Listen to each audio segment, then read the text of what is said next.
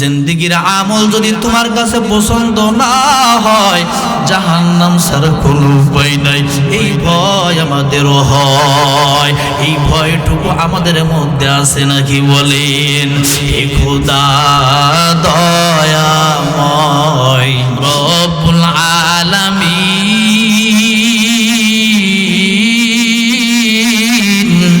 জীবনে মরণে ভয় কি হবে সেদিন। হে খোদা ধরাতে আসিয়া আজি বড়ই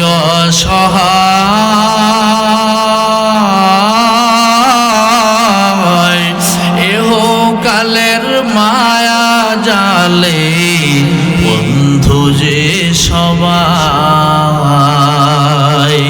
দাও হেদায়েত মুক্তি দাতা, দাও হেদায়েত মুক্তি দাতা গফুরুর রহিম।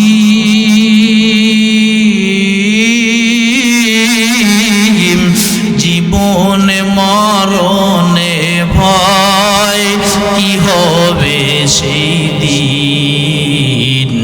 হে খোদা, চিৎকার দিয়ে বলেন মারহাবা।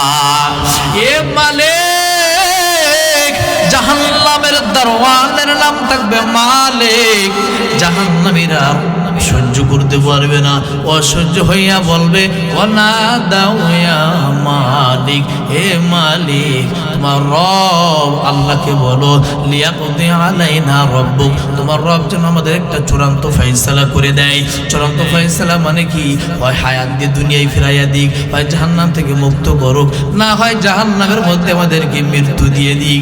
কতটা কষ্ট হইলে জাহান্নামের মধ্যে মৃত্যু কামনা করে, কিন্তু আমার আল্লাহ বলেন না না না, ওয়ালা ইন্নাকুম মাকিসুন, যেই অবস্থায় আছো ওই অবস্থায় থাকতে লাগো। না না না, মৃত্যু হবে না, মৃত্যু হবে না।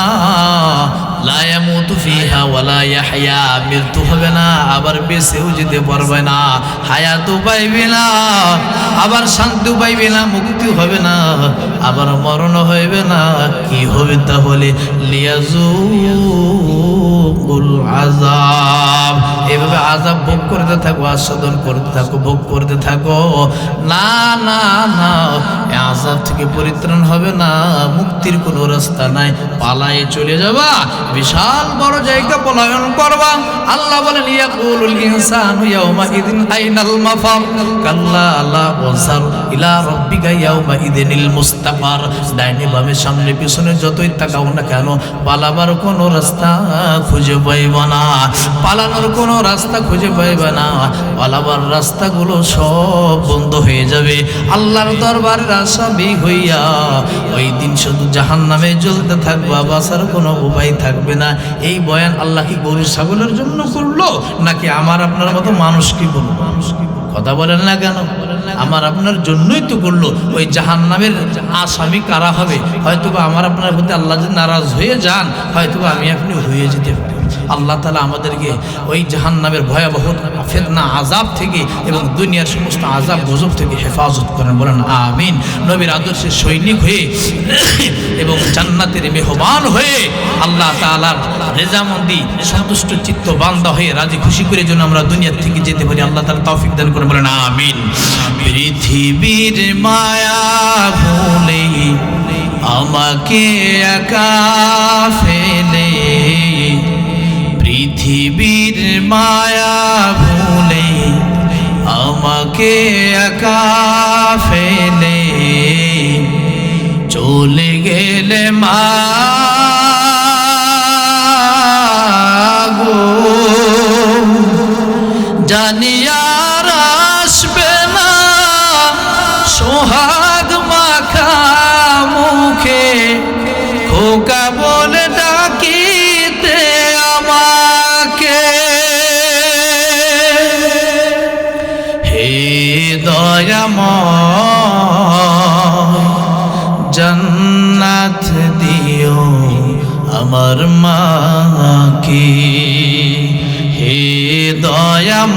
দয়াময় জান্নাত দিও আমার মাকে পৃথিবীর মায়া ভুলে আমাকে একা ফেলে পৃথিবীর মায়া ভুলে আমাকে একা ফেলে চলে গেলে মা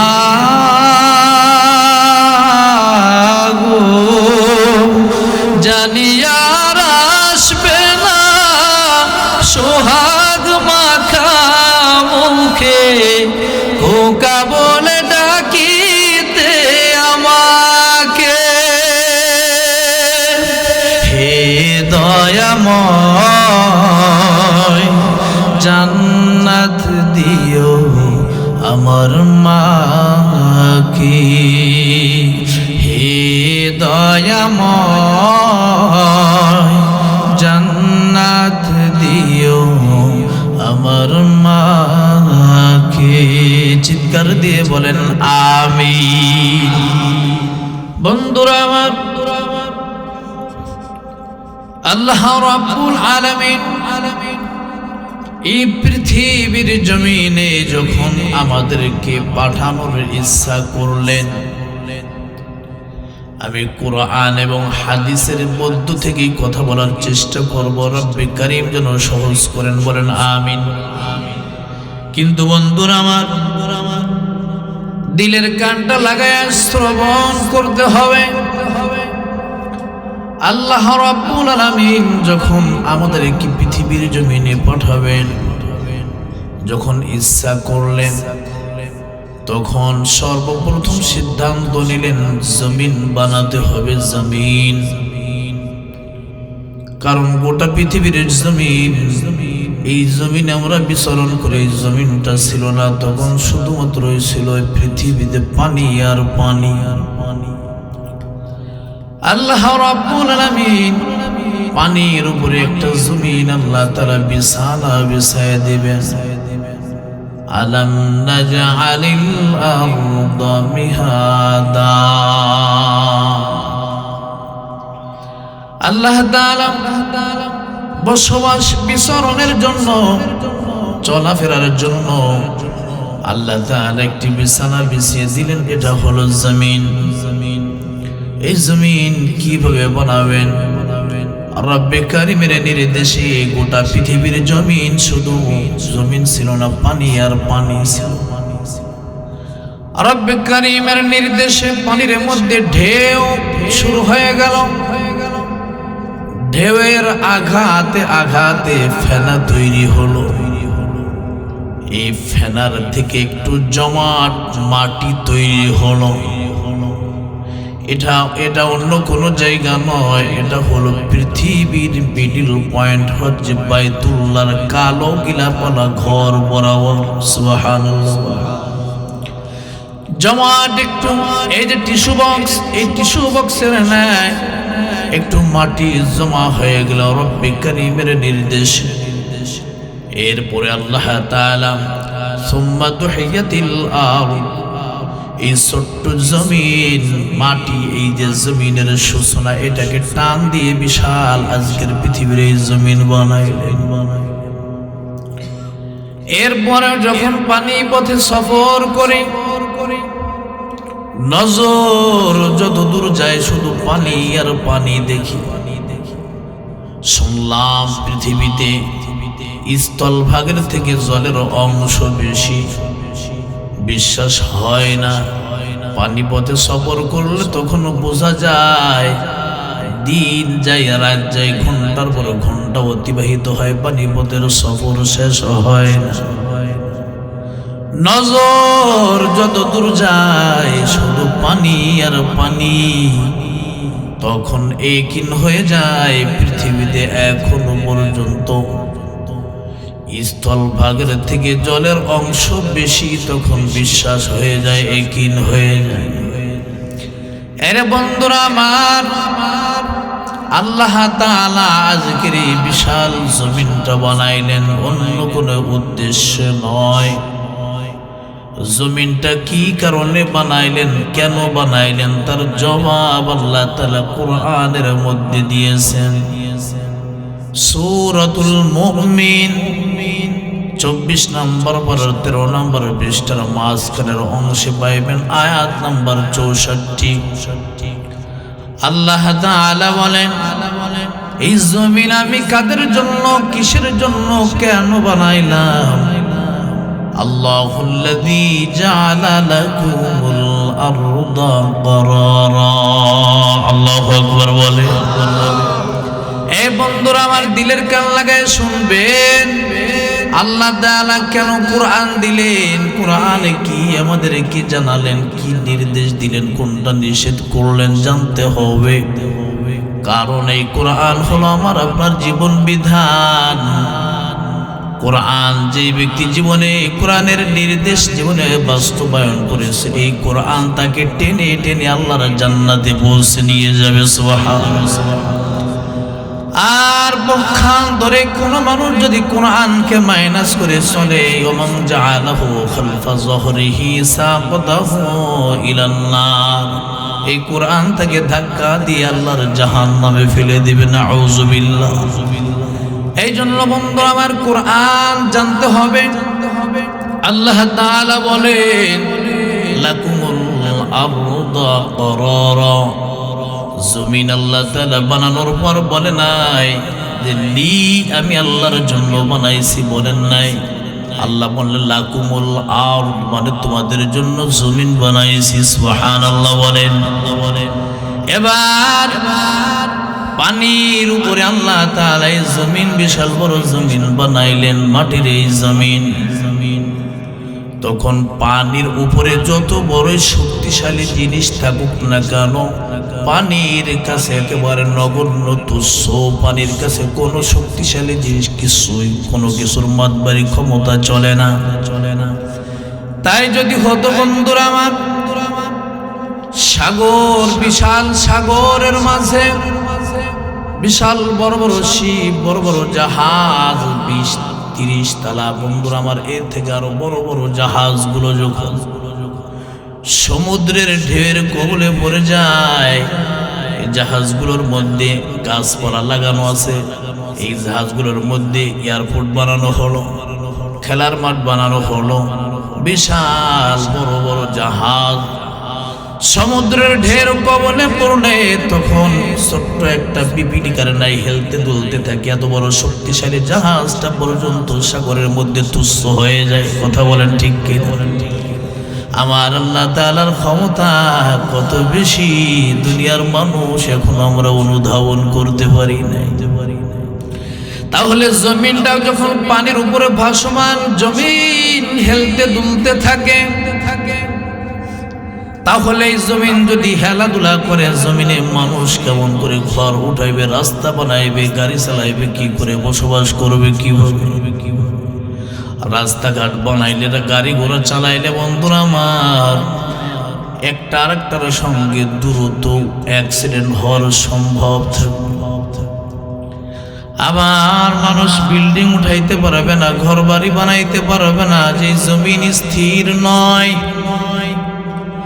আল্লাহ তাআলা বলেন সূরাতুন নাবা 7 নম্বর আয়াতে আল্লাহ তাআলা বলেন, ওয়াল জিবালা আওতাদা। আল্লাহু আকবার বলেন। আল্লাহ তাআলা ডাক দিয়ে বলেন, রে গোলাম, রে মুমিন, এ দুনিয়ার মানুষ শুনে নাও, আমি আল্লাহ তাআলা পৃথিবীর কোনো কিছুই অনর্থক বানাই নাই। বিশাল পাহাড় পর্বতগুলো যে তোমরা দেখো, তোমরা মনে করো না এগুলো অনর্থক বানাইলাম। জমিন হেলাধুলা করে, জমিনকে স্থির করার জন্য প্যারাক স্বরূপ আমি আল্লাহ তাআলা পাহাড় পর্বত দিয়ে দিলাম। এই পাহাড় পর্বতগুলো তুমি মনে করিও না চোখের নজরে দেখতে বড় সুন্দর, এই জন্য পাহাড় বানাইলেন। পাহাড় ফেটে ঝর্ণা প্রবাহিত, দেখতে সুন্দর, এই জন্য আল্লাহ তাআলা বানাইলেন। হে গোলাম না, আল্লাহ তাআলা বলেন ওয়াল জিবালা আওতাদা, জমিন যাতে করে নড়াচড়া না করে, হেলতে দুলতে না পারে, জমিনকে স্থির করার জন্য এই মাটি পানির অতল গভীর থেকে আমি আল্লাহ তাআলা পাহাড়ের সূচনা করলাম। এত মজবুত করে আমি আল্লাহ তাআলা পাহাড় পর্বতগুলো জমিনের মধ্যে পুঁতে দিলাম। এরপর থেকে জমিন আর হেলাধুলা করে না, স্থির। এ জমিনে মানুষ আরামসে বসবাস করে, বিচরণ করে, মানুষের কোনো ক্ষতি হয় না। এর মানুষ জাআলা লাকুমুল আরদা ক্বারারা, আমি আল্লাহ এমন রব, এমন রহমত বরকতের মালিক। এই জমিনে আমি আল্লাহ তাআলার কোনো প্রয়োজন নাই, জমিনে আমি আল্লাহ তাআলার আসারও কোনো দরকার হয় না। শুধুমাত্র আমার পছন্দের মনোনীত বান্দাগুলো যেন জমিনে সুন্দর করে বিচরণ করতে পারে, বসবাস করতে পারে। আমার মায়ার বান্দাগুলো তাদের যেন কোনো অসুবিধা না হয়, যেন কষ্ট না হয়, এই জন্য আমি জমিন স্থির করে দিলাম। এখন বন্ধুরা আমার, সর্বমঙ্গলের মুসলমান পর্দার আম্মা জানেরা গভীর ভাবে চিন্তা করেন। আমাদের এই অবুঝ হৃদয়ে ছোট্ট করে একটা প্রশ্ন জাগ্রত হয়। প্রশ্নটা হলো, আল্লাহ তোমার যাহা খুশি তাহাই করবা, প্রশ্ন করার কারো কোনো অধিকার নাই। ও মালিক, লা ইউসআলু আম্মা ইয়াফআলু ওয়া হুম ইউসআলুন, তোমার যাহা খুশি তাহাই করবা, এই বিষয়ে প্রশ্ন করার অধিকার কারো নাই। কিন্তু ও মালিক, এই অবুঝ মনে ছোট্ট একটা প্রশ্ন রয়ে যায়। তুমি নিজেই বলতেছো জমিন তোদের জন্য, পাহাড় পর্বত দিলাম এটাও তোদের জন্য, আসমানও তোদের জন্য, জমিনের গাছপালা তরুলতা মাখলুক যত কিছু, যা কিছু দেখো আর দেখো না, যা কিছু শোনো শোনো না, সব কিছু এর মনে আদম, সব কিছু তোমাদের জন্যই আমি আল্লাহ তাআলা দান করলাম। তোমাদের জন্য জমিন স্থির করলাম। এই বয়ান শোনার পর তোমাদের অবুঝ মনে একটা প্রশ্ন জাগ্রত হয়। প্রশ্নটা হলো, ও আল্লাহ, তুমি যদি আমাদের জন্যই জমিন স্থির করে থাকো, জমিন নড়াচড়া যেন না করে এই জন্য পাহাড় পর্বত দিলে, তাহলে মনে প্রশ্ন জাগে, ও আল্লাহ, মাঝে মধ্যে কেন ভূমিকম্প দাও, জমিনের মধ্যে কেন কম্পন সৃষ্টি করো? এই জমিনের মধ্যে কম্পন লাগাইয়া কোটি কোটি টাকার বিল্ডিং এ ফাটল লাগাইয়া দিলা, ঢাকার বুকে ছাদের রেলিং খুলিয়া মা সন্তান জাগায় রক্তাক্ত হয়ে হাসপাতালের বেডে ভর্তি হলো, কিছুদিনের মধ্যেই মারা গেল, দুনিয়া থেকে বিদায়। ও মালিক, কোরআনে জানলাম তুমি জমিনের স্থিরতা দিলে আমাদের জন্য, আবার জমিন কেন কেঁপে ওঠে, জমিনের মধ্যে কেন নাড়াচড়া শুরু হয়? এমন একটা প্রশ্ন আমাদের আছে না নাই? আমার কথা বুঝতেছেন আপনারা? এ বন্ধুরা আমার, আল্লাহ তাআলার কাছে প্রশ্ন, মালিক, শখের বিল্ডিং এর মধ্যে ফাটল লাগায়া দিলাম, মানুষ জমিনের কম্পনে কত মানুষ মারা যায়, কোটি কোটি টাকার বিল্ডিং এর মালিক তার কোটি টাকার বিল্ডিং এর মায়া ত্যাগ কইরা রাস্তায় জনতার কাতারে হাজির, নিজের জীবনের মায়া করে বিল্ডিং এ ছেড়ে রাস্তায় দাঁড়াইল। এমন ব্যবস্থা কেন? আমার আল্লাহ তাআলা এর জবাব কোরআনের মধ্যে সূরাতুশ শূরা 25 নম্বর পারা 3 নম্বর পৃষ্ঠার 14 নম্বর লাইন, আয়াত নাম্বার 30, সূরাতুশ শূরা। এ বন্ধুরা আমার, আল্লাহ তাআলা বলেন, হে বান্দা, তোমার কথার জবাব আমি আল্লাহ তাআলা কোরআনে রেখেছি। ওমা আসাবাকুম মিন মুসিবাতিন ফাবিমা কাসাবাত আইদিকুম ওয়া ইয়াফু আন কাসীর। আল্লাহু আকবার বলেন। আল্লাহ তাআলা রাখতে বলেন, গোলাম, জমিনের মধ্যে কম্পন হয়, জমিনের মধ্যে মুসিবত যখন আসে, তোমাদের উপরে যে মুসিবত গুলো নেমে আসে, আযাব গজব যাহা কিছু নেমে আসে, এগুলো হলো সব কিছু তোমাদের দুই হাতের উপার্জন করা, কামাই করা। কার কথা? আমরা প্রশ্ন করলাম কি, আল্লাহ জবাব দিলেন কত সুন্দর করে। এই জমিন আমি আল্লাহ তাআলা যখন দিয়েছিলাম, পাক পবিত্র জমিন দিয়েছিলাম, জমিন কিন্তু না পাক ছিল না। তোরা গুনাহ কইরা নাফরমানি কইরা জমিনটারে না পাক বানাইছো। এই জমিনের মধ্যে তোমরা জিনা ব্যভিচার করেছো, জমিন না পাক হয়ে গেছে। এই জমিনের মধ্যে অন্যায় ভাবে একটা নিরীহ মানুষকে হত্যা করেছো, নিজের ঈমান নষ্ট করেছো, জমিন কলুষিত করেছো।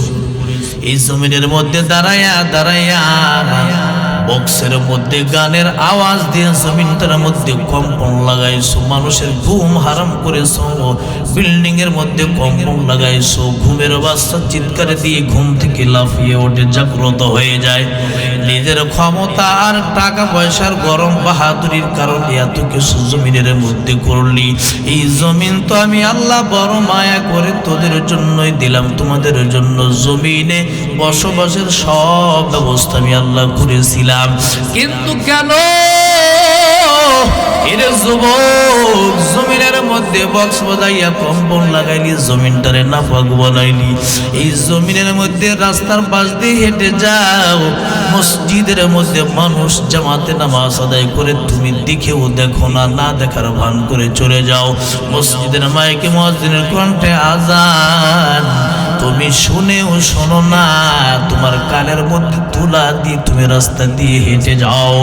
আমি তো কোনো নাফরমানের জন্য জমিন দেই নাই, আমি জমিন দিয়েছি নেককার, আমি আল্লাহ তাআলার গোলাম, আমি আল্লাহ তাআলার খাদেম, যারা গোলামি করবে দাসত্ব করবে, এই মানুষগুলোর জন্যই তো আমি আল্লাহ তাআলা জমিন দান করলাম।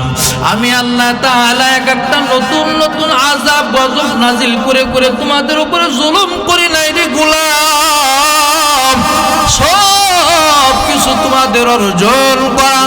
যদি বিশ্বাস না হয়, সূরা আনকাবুতের আরেকটা আয়াত দেখো, আল্লাহ বলেন যাহারাল ফাসাদু ফিল বাররি ওয়াল বাহরি বিমা কাসাবাত আইদিন নাস। এ মানুষ, জলে স্থলে যত বিপদ বিপর্যয় যা কিছু ঘটে, এর জন্য দায়ী একমাত্র মানুষ, তুমি দায়ী, অন্য কোন মাখলুককে দায়ী করা হয় নাই। জমিনের মধ্যে মানুষের নতুন নতুন রোগ, নতুন নতুন আযাব গজব, নতুন নতুন বিপদ, এর সব কিছুর জন্য দায়ী একমাত্র মানুষ, তোমরা এর জন্য দায়ী। এই জমিনের মধ্যে যত অশান্তি, সব কিছুর জন্য জমিনের মানুষ তোমরা দায়ী। সমাজের মধ্যে শান্তির পরিবর্তে অশান্তির জন্য মানুষ তোমরা দায়ী। সমাজের মধ্যে বাপ বেটার মধ্যে মিল মহাব্বত নাই, এর জন্য দায়ী তোমরা। দুনিয়ার মধ্যে আল্লাহ তাআলা সব রহমত আর বরকত উঠায়া নিলেন, একটার পর একটা মানুষের অশান্তি, দিলের অশান্তি, মনের অশান্তি, অর্থনৈতিক ভাবে ব্যবসা বাণিজ্য কাজকর্মে সব জায়গায় শুধু দুই নাম্বারই নাফরমানি, অশান্তি। এই অশান্তির জন্য দায়ী এ মানুষ একমাত্র তোমরা, অন্য কোনো মাখলুকের জন্য দায়ী নয়। দুনিয়ার মধ্যে একটা খুন যদি হয়, একটা মানুষকে অন্যায় করে অন্যায়ভাবে যদি হত্যা করা হয়, এর বিনিময়ে দুনিয়ার সব মাখলুক কষ্ট পায়, কষ্ট পায়। দুনিয়া থেকে একটা নেককার মানুষ দুনিয়া থেকে বিদায় নিলে দুনিয়ার সব মাখলুক কষ্ট পায়, আসমান ও জমিন কষ্ট পায়। দুনিয়ার থেকে একটা নাফরমান, দ্বীনের শত্রু, ইসলামের শত্রু, আল্লাহর শত্রু, ধর্মের শত্রু, কোরআনের শত্রু, আলেম বিদ্বেষী, কোরআন বিদ্বেষী যদি মৃত্যু হয়, আসমান ও জমিন খুশি হয়, দুনিয়ার সব মাখলুক খুশি হয়। তাহলে বুঝো, বেঈমানের মৃত্যুতে যদি আসমান জমিন সব পৃথিবীর সব মাখলুক খুশি হয়, তাহলে দুনিয়ার সব বিপদ অশান্তির কারণ হলো বেঈমান মানুষগুলো। কথা বলেন ঠিক কিনা? এখন অনেকের মনে প্রশ্ন হয়, আল্লাহ তাআলা তো দয়ার মালিক, মায়ের মালিক, আল্লাহ তো আযাব না দিলেও পারতেন। সূরাতুশ শূরার আয়াতের শেষ অংশ ছোট্ট একটা শব্দের মধ্যে আল্লাহ বলেন ওয়া ইয়াফু আন কাসীর। এ বান্দা তোমরা জানো না তোমাদের অজান্তে অসংখ্য অগণিত পাপ নাফরমানি গুনাহ আমি আল্লাহ তাআলা দয়ার নজরে তোমাদের অগণিত গুনাহগুলো আমি আল্লাহ মাফ করে দেই। সুবহানাল্লাহ। আমার দয়ার মালিক ডাক দিয়ে বলেন যে গোলাম, তোদের প্রত্যেকটা ভুলের কারণে, প্রত্যেকটা ত্রুটির কারণে, প্রত্যেকটা গুনাহের কারণে যদি আমি একটা আযাব দিতাম, এই দুনিয়ার মধ্যে বিচরণ করতে পারতি না, দুনিয়ার মধ্যে তোরা ধ্বংস হয়ে যাইতি, তোরা শেষ হয়ে যাইতি। এমনকি তোদের কারণে দুনিয়ার কোনো মাখলুক বসবাস করতে পারতো না, চলতে পারতো না। মানুষের নাফরমানির কারণে জমিনের মধ্যে যত বিপর্যয়, জলের স্থলে যত অশান্তি ঘটে, এর জন্য শুধু মানুষ ক্ষতিগ্রস্ত হয় তা নয়, দুনিয়ার সব মাখলুকই ক্ষতিগ্রস্ত হয়। কথা বলেন ঠিক কিনা? বন্যা হলো, বন্যার পানিতে ভেসে যায়, গরু বাছুর ভেসে গেল, কত মানুষের লাশ ভেসে গেল। এর মানুষ কত কিছুর, কত মাখলুকের ক্ষতি হইল।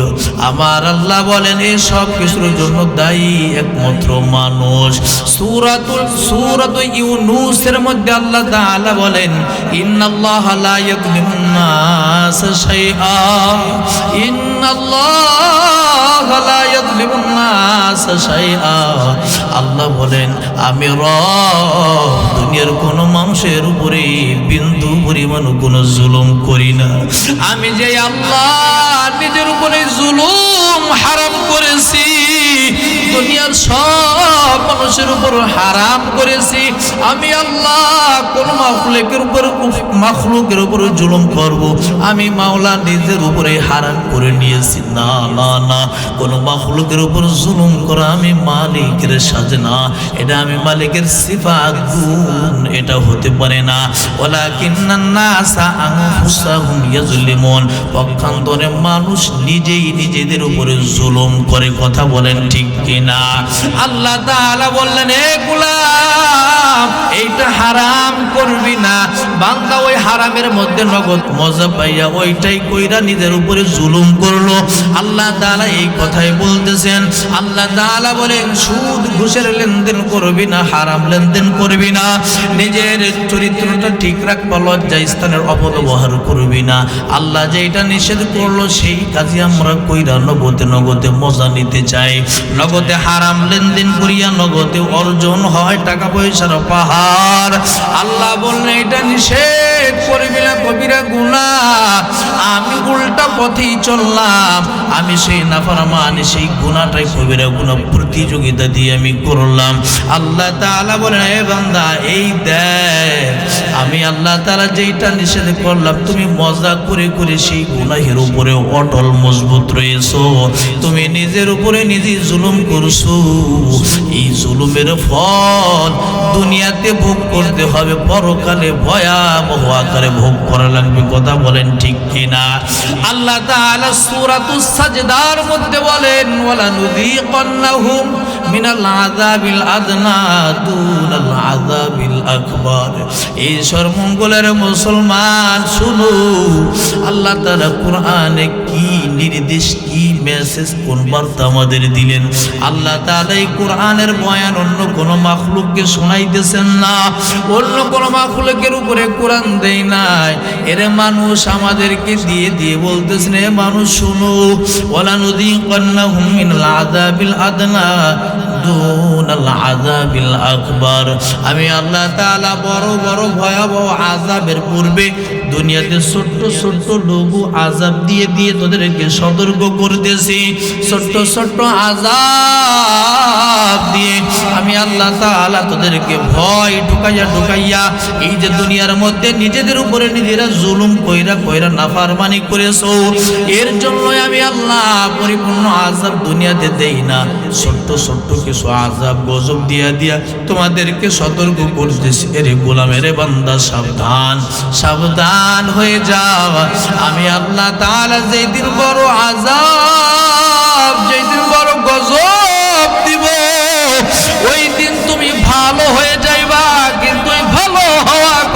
কাজে লাগবে না।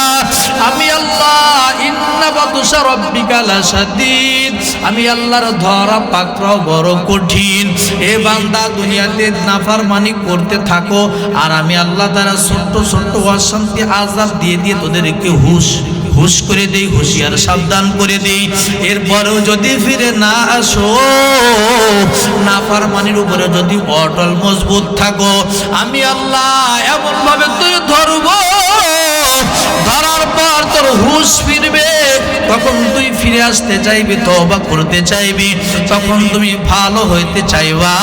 আমার আল্লাহ সূরাতুন নিসার 18 নম্বর আয়াতে বলেন, ওয়ালাইসাতিত তাওবাতু লিল্লাযিনা ইয়ামালুনাস সাইয়্যাত, ওয়ালাইসাতিত তাওবাতু লিল্লাযিনা ইয়ামালুনাস সাইয়্যাত।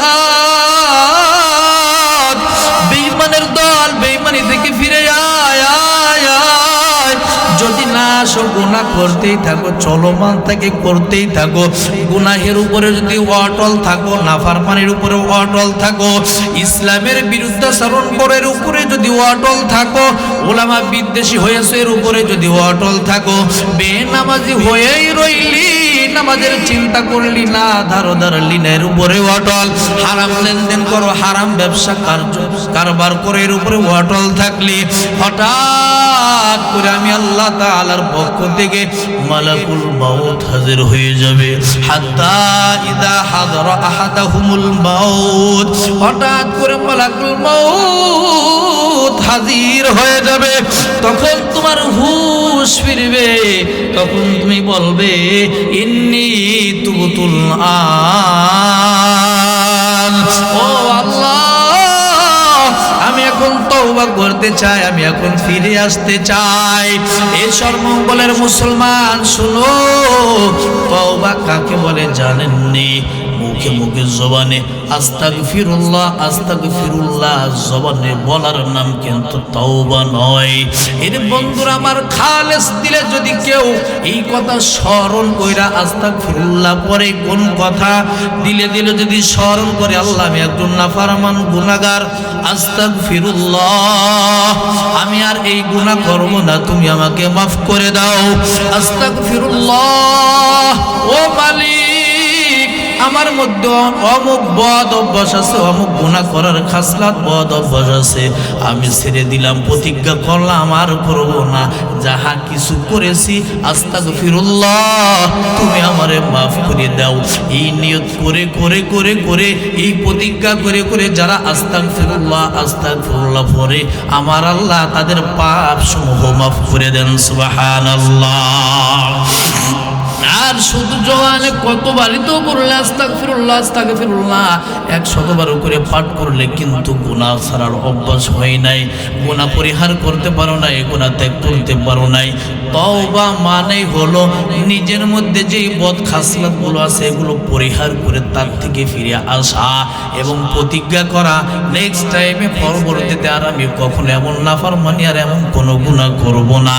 100 বার আস্তাগফিরুল্লাহ পড়লি, আবার যাইয়া মোবাইলের মধ্যে উলঙ্গ ছবি দেখলি, 100 বার আস্তাগফিরুল্লাহ বললি, আবার চায়ের দোকানে বসে বসে গীবাত করলি, অমুক খারাপ তমুক খারাপ, এই আমলি খারাপ বিএনপি খারাপ, অমুক সরকার এই দোষ তমুকের এই দোষ, অমুকের মেয়ে অমুকের সাথে ভাইকা গেল, অমুকের চরিত্র খারাপ, অমুকের অভ্যাস খারাপ। এ বন্ধুরা আমার, নিজে কতটুকু ভালো, নিজের আখলাক চরিত্র কতটুকু ভালো একটাবারের জন্য চিন্তা করছো কিনা? নিজের জিন্দেগির ভুল ভ্রান্তির জন্য কখনো অনুতপ্ত হয়েছো কিনা? আমার আল্লাহ মাফ করবে কিনা হিসাব মিলাইছো কিনা? পরের সমালোচনায় তুমি লিপ্ত, অথচ নবী আমার বলেন আল গীবাতু আসাদ্দু মিনাল কতল আসাদ্দু মিনাজ জিনা। পরের সমালোচনা করা, নিন্দা পরিচর্যা করা, এইটা গীবাত শিখায়। এই গীবাত হলো জিনা ব্যভিচার হত্যা করার থেকেও জঘন্যতম অপরাধ। সাবধান সাবধান, 100 বার আস্তাগফিরুল্লাহ পড়লি গীবাত ছাড়তে পারলি না, 100 বার আস্তাগফিরুল্লাহ জবানে পড়লি তাসবির দানা দিয়ে, কিন্তু পরনারীর সঙ্গে চলাফেরা বন্ধ করতে পারলি না। কি হলো? ইস্তেগফারের কোনো ফায়দা হলো না। এই জন্য আমি মাঝে মধ্যেই বলি, ওয়াজ শুনে কোনো মানুষ হিদায়াত হয় না যদি সে নিজে হিদায়াত হওয়ার চেষ্টা না করে, নিজে যদি পরিবর্তন হওয়ার চেষ্টা না করে। ওয়াজ শোনায়া 30 পারা কোরআনের তাফসীর ব্যাখ্যা কইরাও একটা মানুষরে মাইয়ার তাদ্দামে কুমান দিনি, দুনিয়ার সব মানুষ যদি দিন থেকে বাহির হয়ে যায়, কোরআন থেকে দূরে সরে যায়, নবীর আদর্শ থেকে দূরে সরে যায়, আমার আল্লাহর কোনো ক্ষতি নাই, ক্ষতি নাই, আমার নবীর কোনো ক্ষতি নাই, ইসলামের কোনো ক্ষতি নাই। তখন কি হবে জানো? দুনিয়ার সব মানুষ যদি হারামখোর হয়ে যায়, দুনিয়ার সব মানুষ যদি ধর্মত্যাগী হয়ে যায়, দুনিয়ার সব মানুষ যদি আল্লাহ ভোলা হয়ে যায়, দুনিয়ার সব মানুষ যদি আমার মদিনাওয়ালার নবীর আদর্শচ্যুত হয়ে যায়, তাহলে কি হবে তখন জানো? আল্লাহ তাআলা তখন বলবে, ইসরাফিল, জমিনটা দিয়েছিলাম নেককারদের জন্য, সিজদাকারীদের জন্য, নেককারদের জন্য, ভালো মানুষের জন্য। নাই নাই নাই, জমিনের সব মানুষ ধর্মত্যাগী, দুনিয়ার সব মানুষ আমার নবীর আদর্শ লাইনচ্যুত হয়ে গেছে। ও ইসরাফিল, ওয়ানুফিখা ফিস-সূর, তোমার মুখের কাছে গিয়ে একটা বাঁশি দিলাম কিনা? হ্যাঁ মালিক, কাছে আছে একটা বাঁশি, একটা সিংহা দিয়েছো। আল্লাহ বলবেন ওয়ানুফিখা ফিস-সূর, এই সূর মানে হলো সিংহা। এটা হলো এমন একটা ভয়ানক বাঁশি, যেই বাঁশির মধ্যে ফুৎকার দিলে আসমান থাকবে না, জমিন থাকবে না। এই ইসরাফিল, ওয়ানুফিখা ফিস-সূর, তোমার মুখের সামনে বাঁশিটার মধ্যে একটা ফুৎকার লাগায়া দাও, একটা ফুৎকার লাগায়া দে। জমিনে যতক্ষণ পর্যন্ত একজন সিজদাকারী ছিল, যতক্ষণ পর্যন্ত আমি আল্লাহকে আল্লাহ বলে ডাক দেওয়ার একজন মানুষ ছিল, যতক্ষণ পর্যন্ত শেষ রাত্রে কানু কলিলাম মিনাল লাইলি মা ইয়াহজাউন, কানু কলিলাম মিনাল লাইলি মা ইয়াহজাউন ওয়া বিল আসহারিহিম ইস্তাগফিরুন। যতক্ষণ পর্যন্ত জমিনের মধ্যে এমন মানুষ ছিল যারা রাতের ঘুমটাকে মাইনাস করিয়া শেষ রজনীতে উঠি আমি আল্লাহ তাআলার দরবারে ইস্তেগফার করতো আর কান্নাকাটি করতো আর বলতো, আল্লাহ যতটুকু নেক আমল করার দরকার হয়তো করতে পারি নাই। তাতাজাফা জুনুবুহুম আনিল মাদাজি'i ইয়াদউনা রাব্বাহুম খাওফাও ওয়া তামাআ ওয়া মিম্মা রাযাকনাহুম ইউনফিকুন। শেষ রাত্রের আল্লাহর প্রেমিকদের গুণ সিফাত কেমন হবে জানো? জনম ভৈরা তো শুনলি, কিন্তু মালিকের প্রেমিক, মালিকের নিকটবর্তী হইতে গেলে কি কি লাগে জানার চেষ্টা করলি না। মালিকের আপন হওয়ার জন্য কোনো চেষ্টা মেহনত করলি না। দুনিয়ার মধ্যে যেই সমস্ত নক্ষত্র তুল্য যাদেরকে করা হয়েছে সাহাবায়ে কিরাম, সে সাহাবায়ে কিরামগণ রাতের ঘুমকে মাইনাস করে শেষ রাত্রে খাউফাও ওয়া তামা।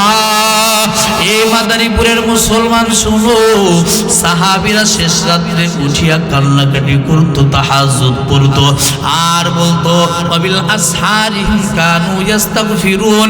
আয় আল্লাহ, তোমার দরবারে ফরিয়াদ, আমাদের জীবনের ভুল ত্রুটি মাফ করে দাও, গুনাহগুলো মাফ করে দাও।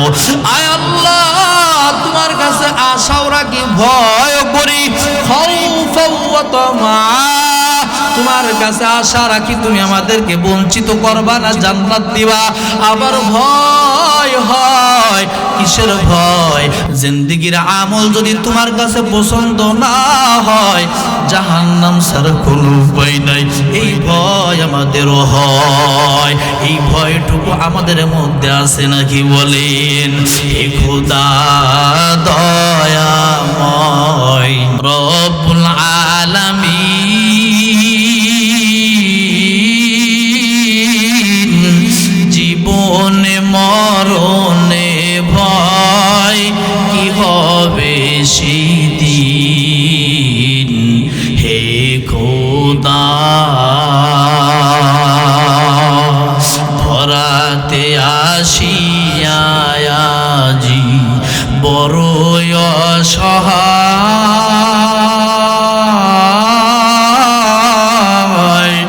ইহকালের মায়া জালে বন্ধু যে সবাই দাও হেদায়েত মুক্তি দাতা দাও হেদায়েত মুক্তি দাতা গফুরুর রহিম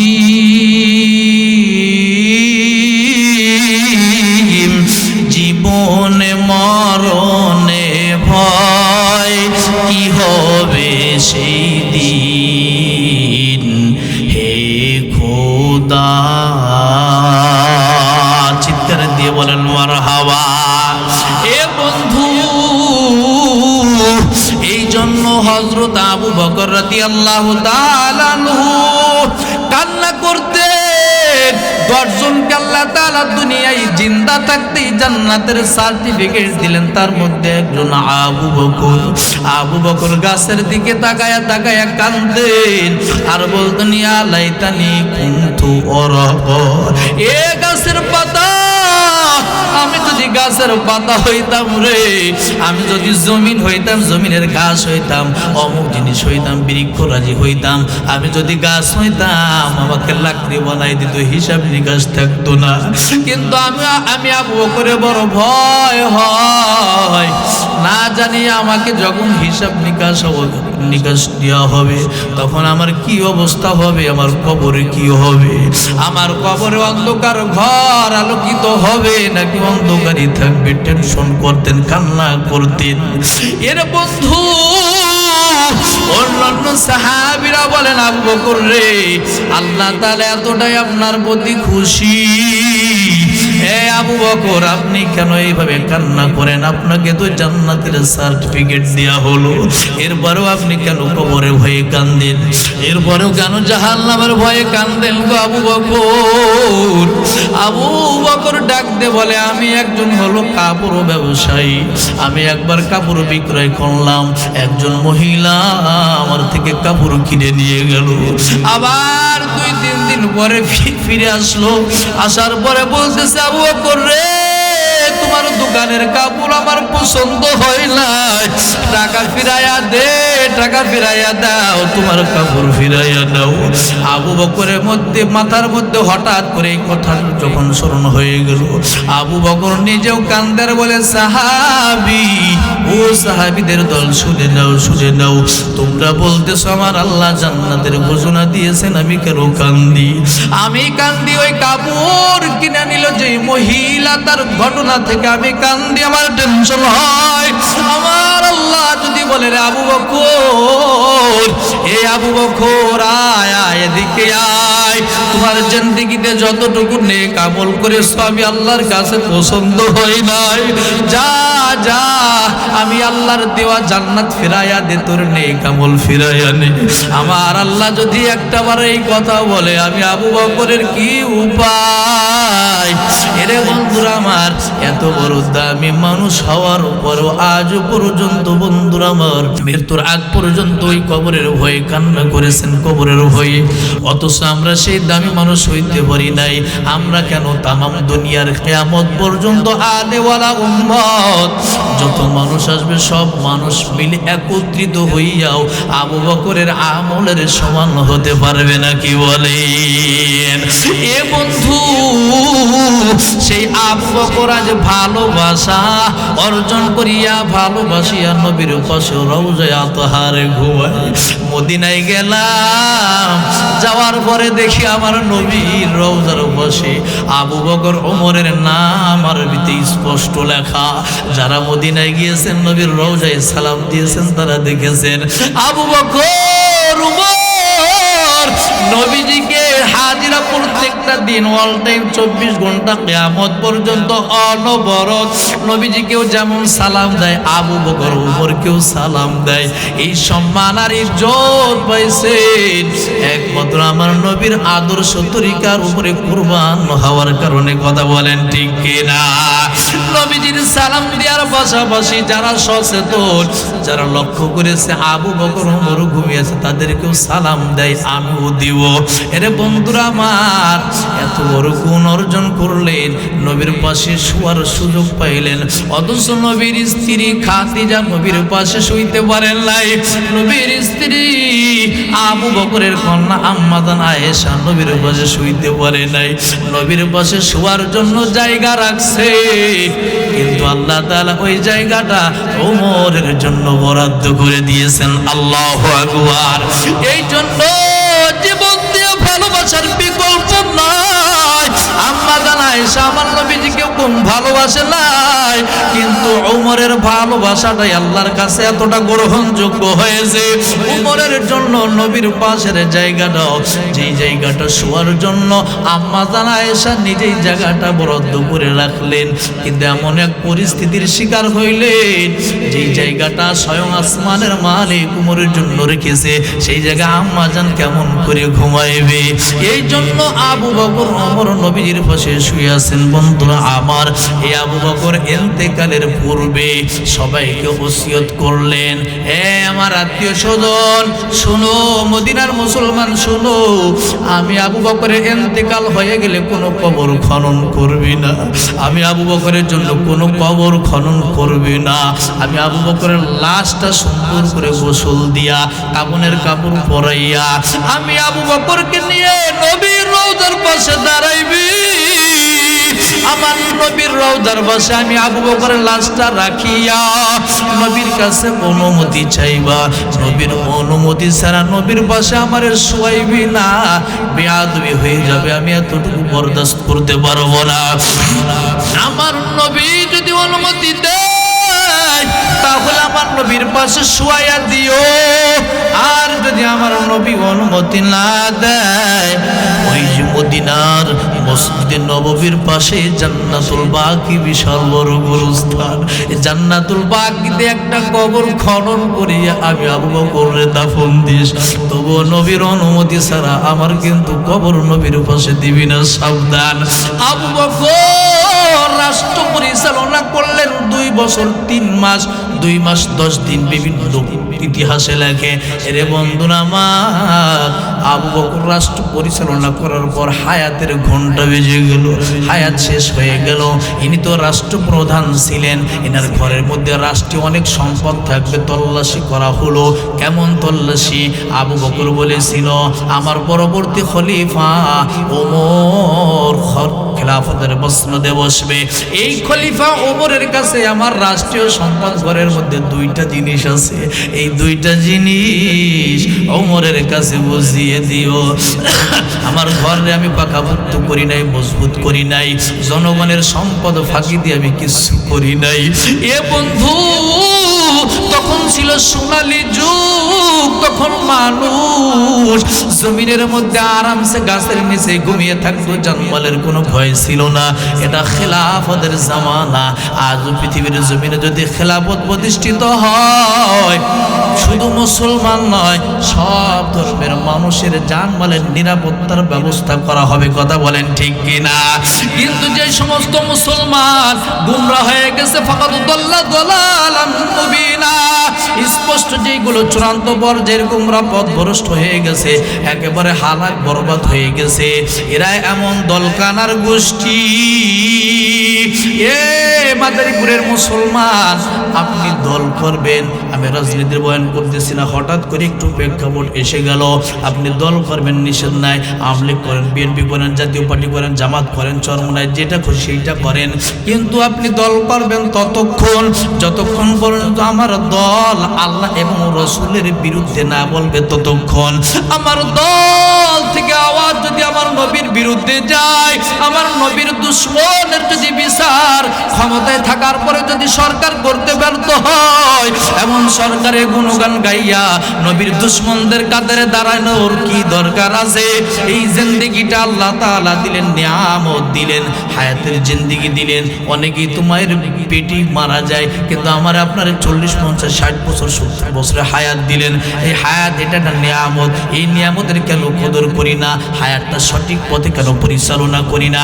আমি কেন আমার নবীর দুশ্মনের পিছনে পিছনে চলবো, স্লোগান কেন দেব? আমি আমার নেতারে ভালোবাসি, আমার উস্তাদকে ভালোবাসি, আমার মা বাবাকেও আমি ভালোবাসি ততক্ষণ যতক্ষণ পর্যন্ত তারা শরীয়তের গণ্ডির মধ্যেই থাকবে। আমার মা বাবা, আমার উস্তাদ, আমার নেতা যদি শরীয়তের বিরুদ্ধে কোনো নির্দেশ দেয়, যদি কোরআনের বিরুদ্ধে কোনো নির্দেশ দেয়, যদি আমার আল্লাহ রসুলের বিরুদ্ধে কোনো নির্দেশ দেয়, তখন আমার নেতাকে ত্যাগ করব, আমার মা বাবাকে ত্যাগ করব, আমার উস্তাদকে ত্যাগ করব। এর নামই হলো মরুদে মুসলমান। কথা বলো ঠিক কিনা?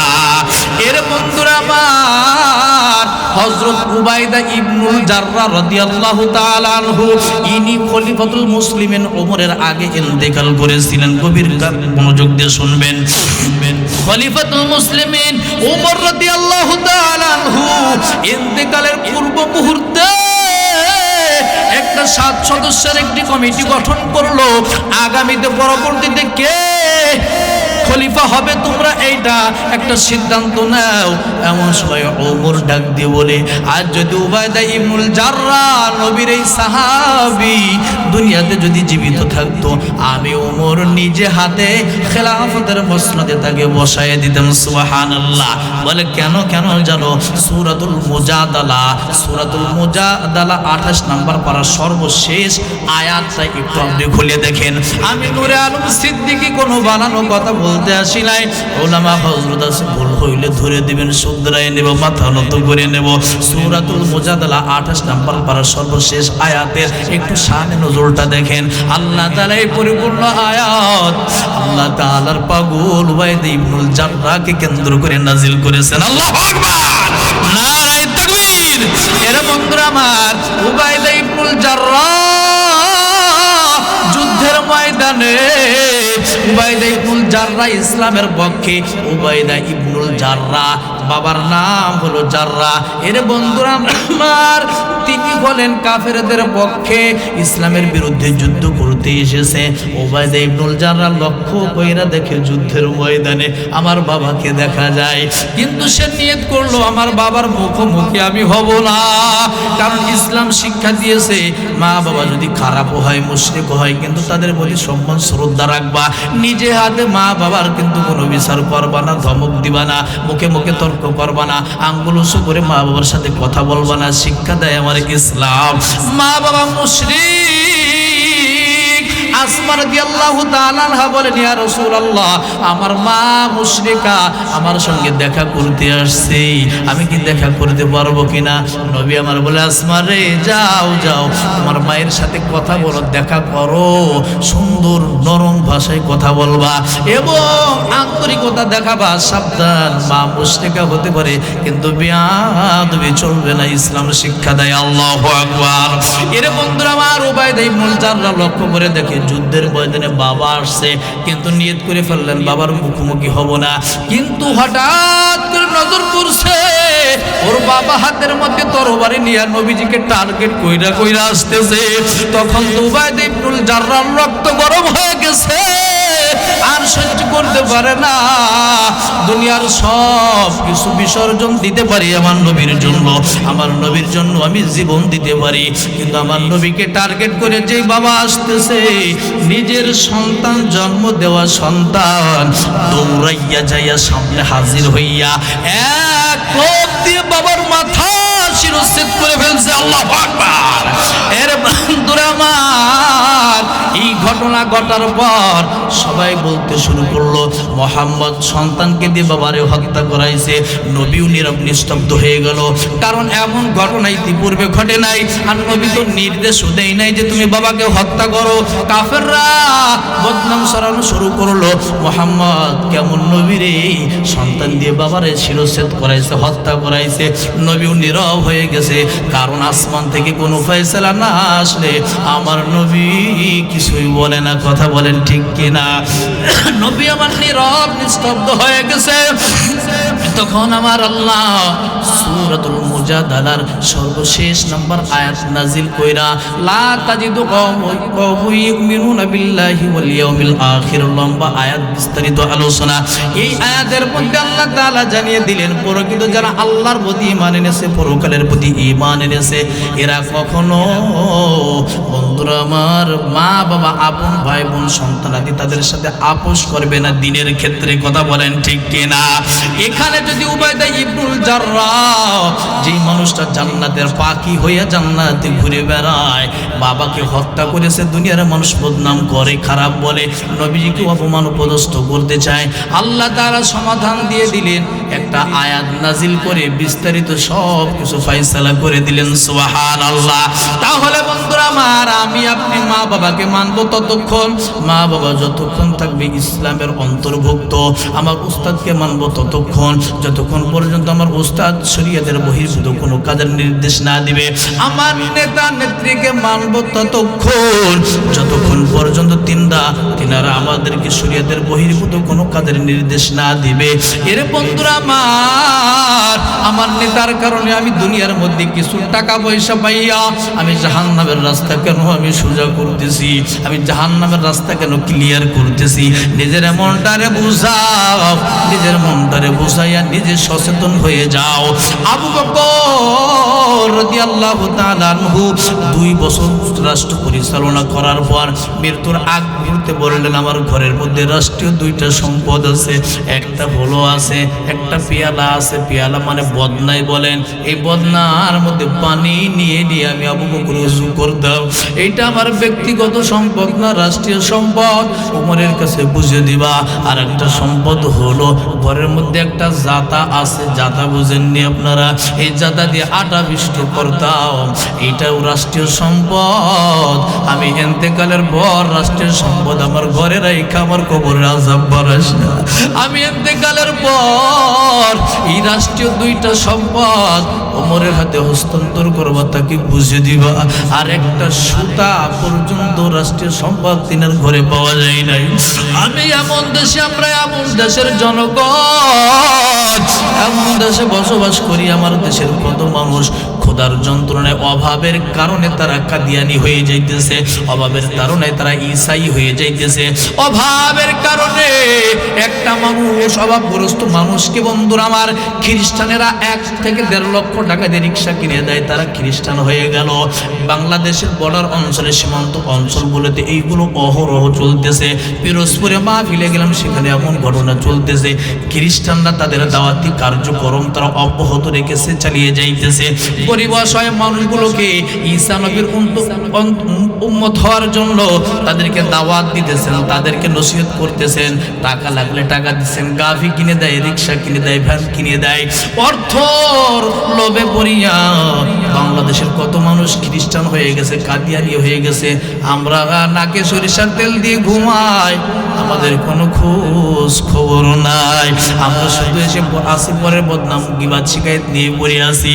কিন্তু মানুষগুলো, দেশের হালাত, দেশের অভ্যন্তরীণ যে রূপ অবস্থা কি হইতেছে, কি ঘটতে যাচ্ছে, একটু মাথা ব্যথা আমাদের একটু স্মরণ নাই। এর বন্ধুরা আমার, এই জন্য সচেতন হও। এমন দেশের নাগরিক হইলাম, জনগণ না খাইয়া মরে, অভাবের তাড়নায় বিভিন্ন কুফরি গ্রহণ করতে বাধ্য, অথচ দেশের নেতাগুলোর কোটি কোটি টাকা ব্যাংক ব্যালেন্স। শুধু বাংলার জমিনে নয়, দূর প্রবাসে বাহিরের জমিনেও তারা কয়েকটা বড় বড় বিল্ডিং এর মালিক, বাড়ি গাড়ির মালিক, কথা বলেন ঠিক কিনা? এর বন্ধুরা আমার, এইগুলো সব রাষ্ট্রের সম্পদ। এগুলো এই জমিনে, এই বাংলার জমিনে আল্লাহর রহমত আর বরকত কম দেই নাই। ভারত বলে পেঁয়াজ রসুন বন্ধ করে দেব, আমার বাংলার মানুষ 100 টাকা কেজি কিনে খাইলো, তারপরেও না খাইয়ে মরে নাই, কথা বলেন ঠিক কিনা? ভারত আমাদের রিজিক দেয় না, ভারত আমাদের খাওয়াই না। ভারতের মুখাপেক্ষিও বাংলার মুসলমান ইমানদার হতে পারে না, ঠিক কিনা বলে? আল্লাহ তাআলা বলেন, ওয়াফিস সামাই রিজকুকুম ওয়া মা তুআদুন, রিজিকের ফয়সালা তো আমি আল্লাহ তাআলা আসমান থেকে করি। আমি আল্লাহ তাআলা যদি রিজিকের দরজা বন্ধ করে দিই, দুনিয়ার ভারত বলো আমেরিকা বলো সব গোষ্ঠী না খাইয়া জমিনের মধ্যে শিয়াল কুকুরের মতো মরে পড়ে থাকবে। কথা বলেন ঠিক কিনা? জমিন থেকে যে ফসল পাও আমি আল্লাহ যদি না দেই, যতই পানি দাও সার ওষুধ দাও না কেন, আমি আল্লাহ যদি পানি দিয়ে ডুবাইয়া দেই, আমি আল্লাহ যদি শুধু ধান গাছই দিলাম, গাছ হইল, কিন্তু একটা ধানের কণা হইল না, তখন কি করবি? আন্দোলন কইরা কি একটা দানা আনতে পারবি? বলো পারবেন না রে বন্ধুরা। মুসলমান কখনো আমেরিকা ভারতের কাছে মাথা নত করতে পারে না। এরে বন্ধুরা আমার, আল্লাহ তাআলা বলেন ওয়া ইন মিন শাইইন ইল্লা ইনদানা খাযাইনু। আমি কি রাজনীতির বয়ান করতেছি নাকি বলেন? যদি মুসলমান আর আকল যদি সচেতন সজাগ থাকে, তাহলে আমি যে কোরআন থেকে কথাগুলো বলতেছি বোঝার চেষ্টা করবেন। আর যদি মাথার মধ্যে গোবর থাকে, মস্তিষ্ক যদি ধুলাই হয়ে যায়, তাহলে ভুলটাই বুঝবেন। আল্লাহ বলেন ওয়া ইন মিন শাইইন ইল্লা ইনদানা খাযাইনু, ওয়া ইন মিন শাইইন ইল্লা ইনদানা খাযাইনু ওয়া মা নুনাজ্জিলুহু ইল্লা বিকদারিন মালুম। সব রিজিক ধন দৌলত সব কিছুর ভান্ডার কার কাছে বলো? সব ভান্ডারের মালিক কে? জোরে বলো কে? সব ধন ভান্ডারের মালিক কে?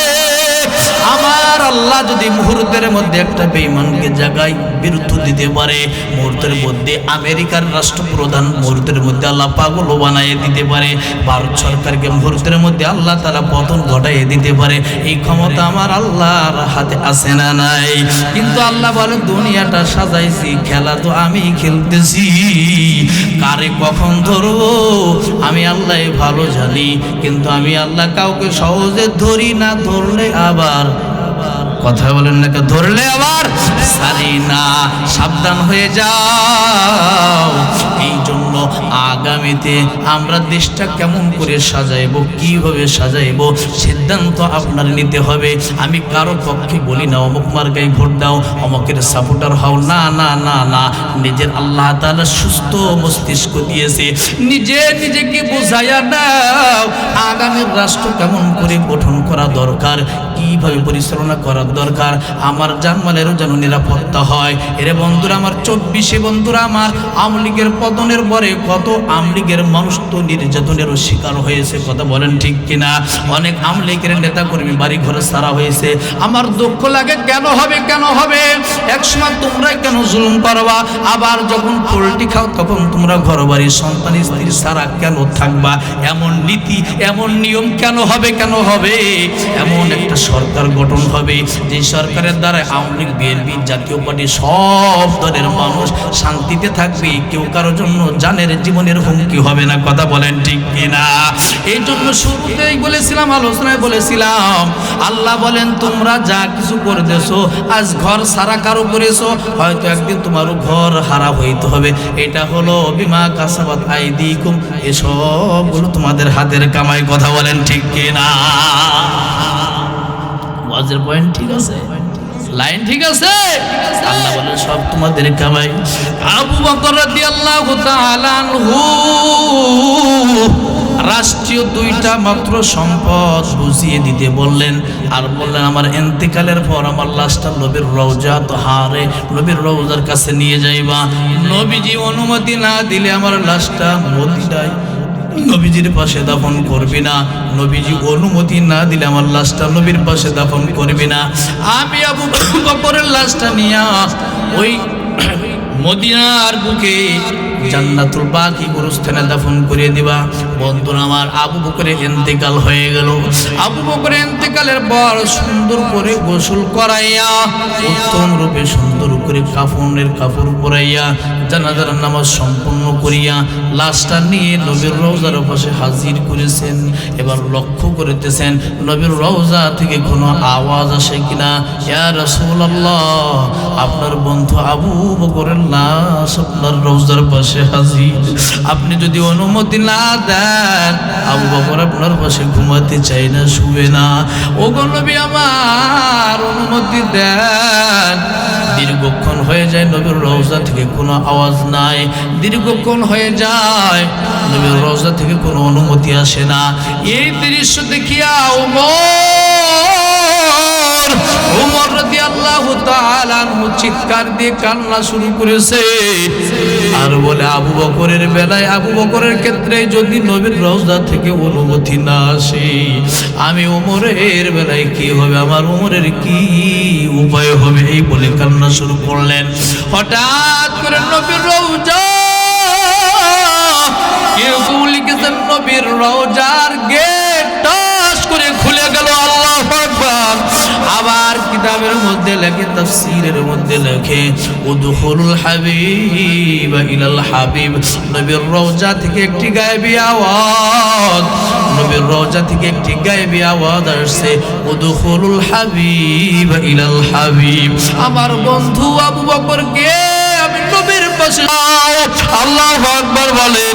নবীর রওজা থেকে আওয়াজ আসছে, আমার বন্ধু আবু বকরকে আমার পাশে শোয়ায়া দাও। ওই দিন থেকে নবীর পাশে ভালোবাসিয়া, নবীর মন জয় করিয়া নবীর পাশে শুয়ে গেলেন, চিরনিদ্রায় শহীদ হইলেন আবু বকর। সুবহানাল্লাহ।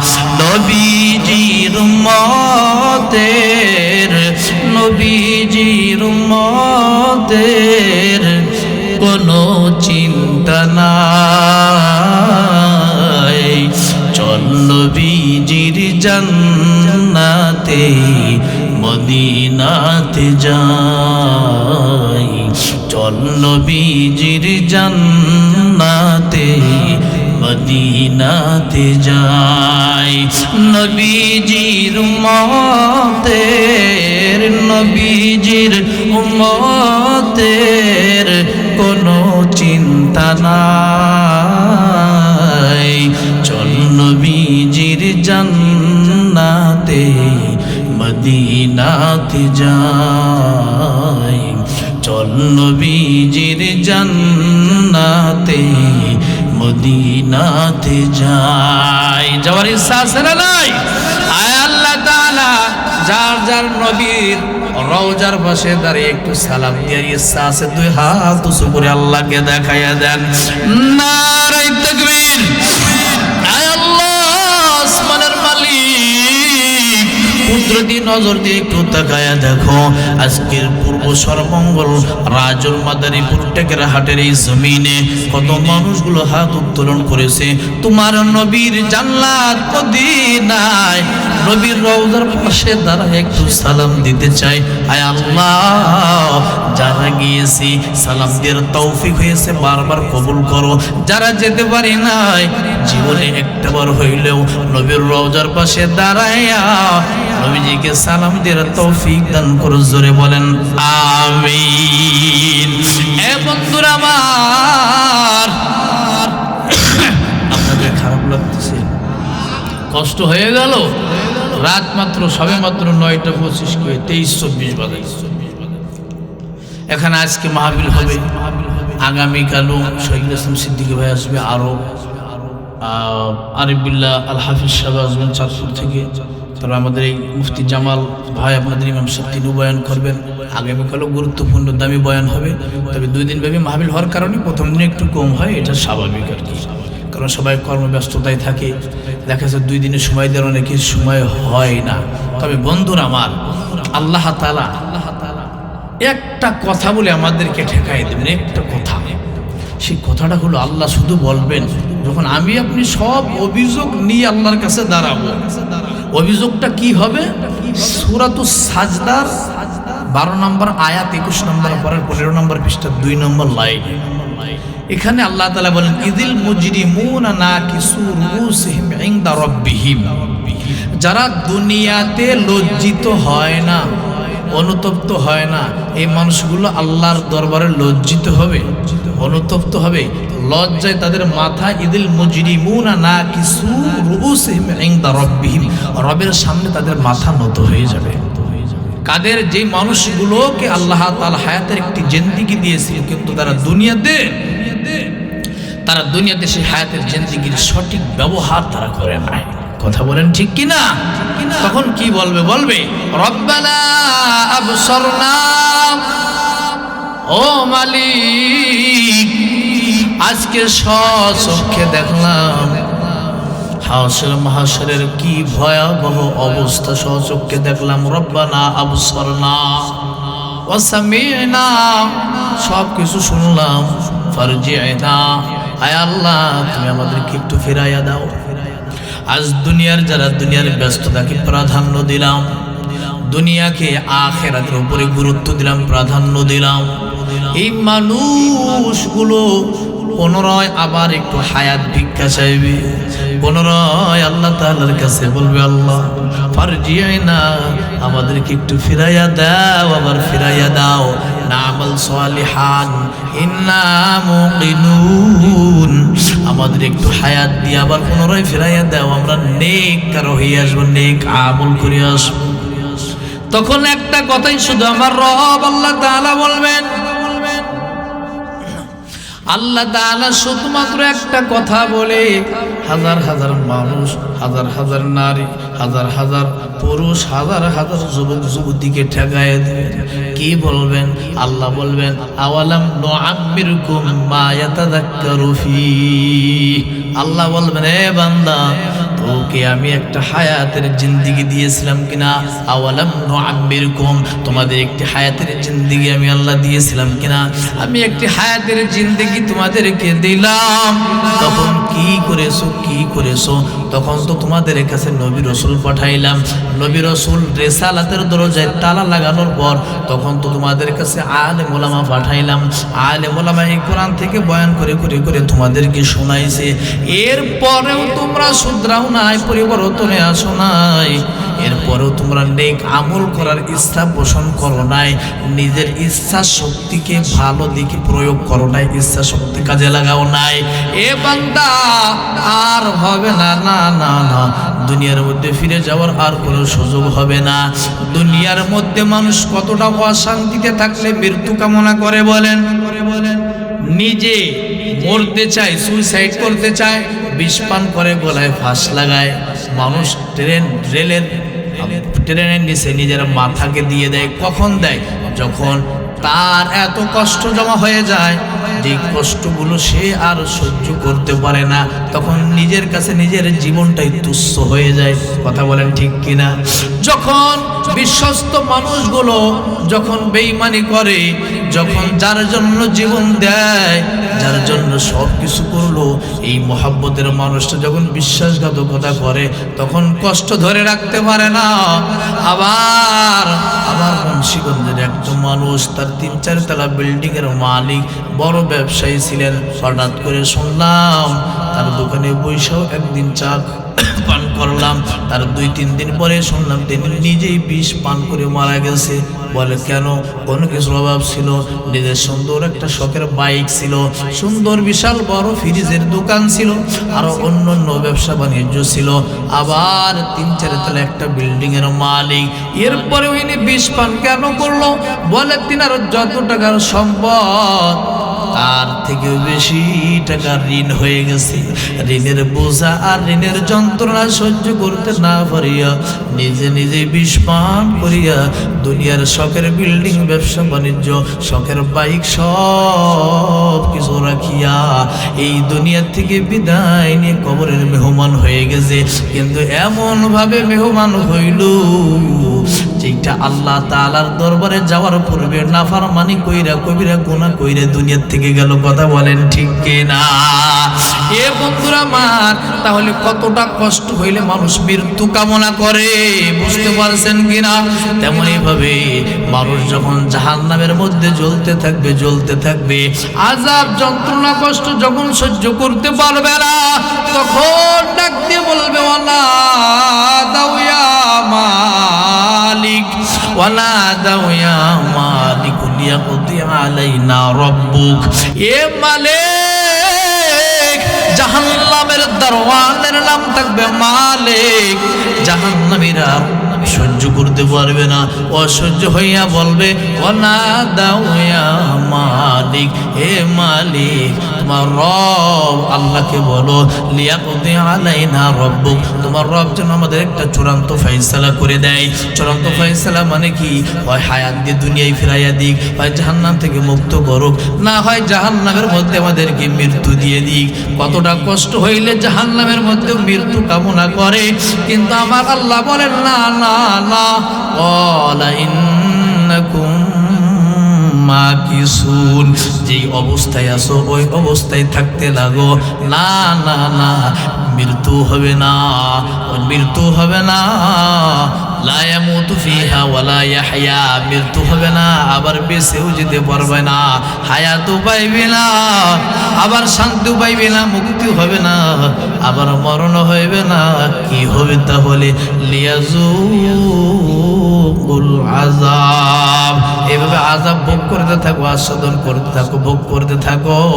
না না না, এই আযাব থেকে পরিত্রাণ হবে না, মুক্তির কোনো রাস্তা নাই, পালায়ে চলে যাবা, বিশাল বড় জায়গা পলায়ন করবা।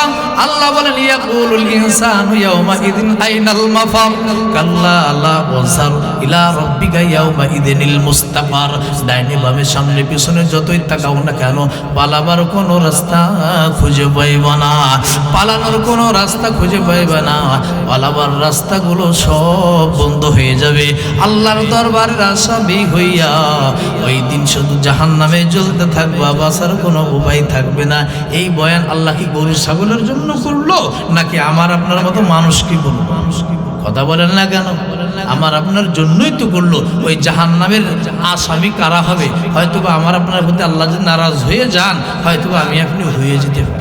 আল্লাহ তাআলা আমাদেরকে ওই জাহান্নামের ভয়াবহ ফিতনা আযাব থেকে এবং দুনিয়ার সমস্ত আযাব গজব থেকে হেফাজত করেন, বলেন আমিন। নবীর আদর্শের সৈনিক হয়ে এবং জান্নাতের মেহমান হয়ে আল্লাহ তাআলার রেজামন্দি সন্তুষ্ট চিত্ত বান্দা হয়ে রাজি খুশি করে যেন আমরা দুনিয়া থেকে যেতে পারি, আল্লাহ তাআলা তৌফিক দান করেন, বলেন আমিন। পৃথিবীর মায়া ভুলে আমাকে একা ফেলে, পৃথিবীর মায়া ভুলে আমাকে একা ফেলে চলে গেলে মা গো, জানি আর আসবে না সোহাগ মাখা মুখে, খোকা বলে ডাকিতে আমাকে। হে দয়াময় জান্নাত দিও আমার মাকে, হে দয়াময় জান্নাত দিও আমার মাকে। পৃথিবীর মায়া ভুলে আমাকে একা ফেলে, পৃথিবীর মায়া ভুলে আমাকে একা ফেলে চলে গেলে মা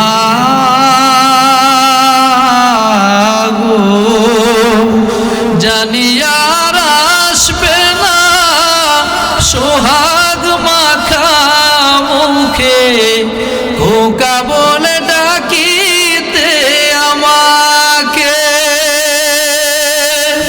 হে দয়াময় জান্নাত দিও আমার মাকে, হে দয়াময় জান্নাত দিও আমার মাকে। চিৎকার দিয়ে বলেন আমিন।